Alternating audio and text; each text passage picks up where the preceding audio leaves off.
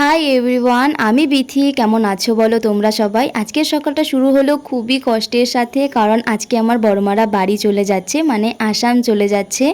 1 মাসেরও বেশি বড়মারা আমাদের বাড়িতে ছিল, তো ভীষণ খারাপ লাগছে।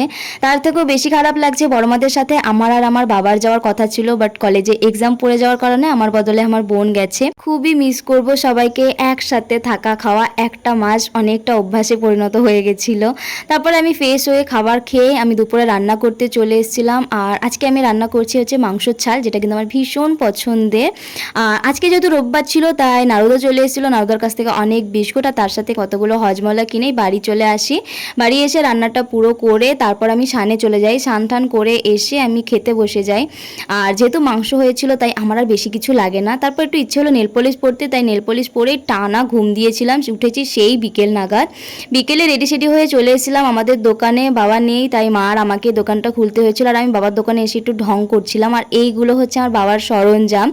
নিজেদের কসমেটিকের দোকান হলে যা হয় আর কি, এখানে এসেও একটু নেল পলিশ পরে নিলাম। চলো, অনেক রাত হয়ে গেছে, এবার বাড়ি যাওয়া যাক।